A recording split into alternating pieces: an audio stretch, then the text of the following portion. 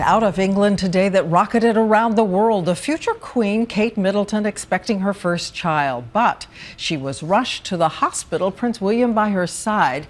ABC's Lama Hassan is here. We've talked with sources inside the palace, and she has the latest on what happened. Lama.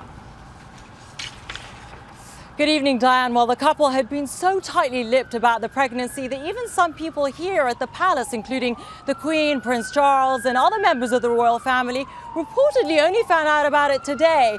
But when Kate was hospitalized, the palace decided it was time to break the news to the world. The last time the world saw Kate Middleton was on Friday, a picture of health, playing field hockey.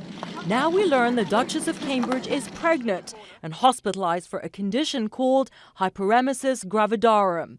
The palace today saying as the pregnancy is in its very early stages, Her Royal Highness is expected to stay in hospital for several days and will require a period of rest thereafter. HG is a severe form of morning sickness that debilitates 2% of expectant mothers, causing severe vomiting, weight loss and dehydration. ABC's Sharon Alfonsi experienced it with both of her pregnancies. It's so much more than morning sickness. You are sick morning, noon, night. You're not throwing up a couple times a day. You're throwing up, 24 times a day. You can't keep anything down. Kate is likely less than 12 weeks pregnant. In most cases, the condition will ease after 16 weeks.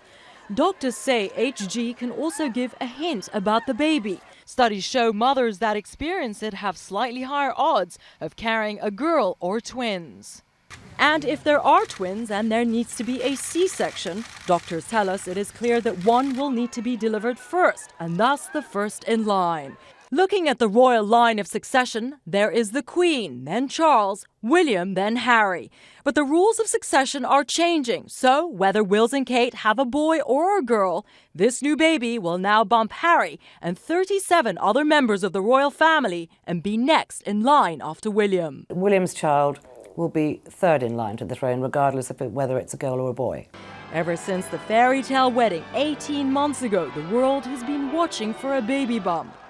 And Kate kept us guessing. There was this moment when the Duchess toasted with water and not wine on the couple's third official tour representing the monarchy.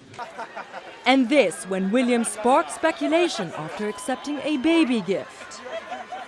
Harry, who was serving in Afghanistan, reportedly found out he was going to become an uncle by email.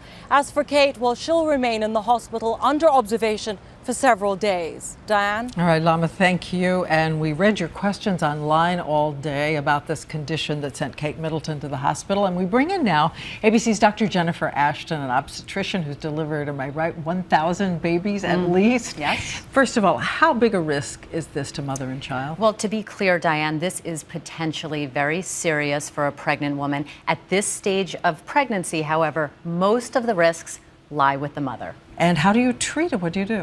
It really depends on how sick the mother is. We usually start by modifying diet, so feeding bland foods, small, frequent meals. Then, if necessary, the woman might need to be admitted to the hospital where IV fluids or IV hydration is given.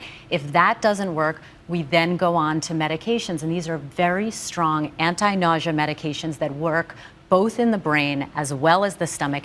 If necessary, tube feedings with a permanent catheter might be needed. But I know that you wanted to stress to everybody, this isn't morning sickness. As Sharon Alfonsi said, this is a spectrum of different reactions. Absolutely right, Diane. This is a much bigger deal than just queasiness. This is potentially very serious for a pregnant woman. But she's getting great medical care. Absolutely. We'll follow it. Okay, thank you, Jennifer Ashton.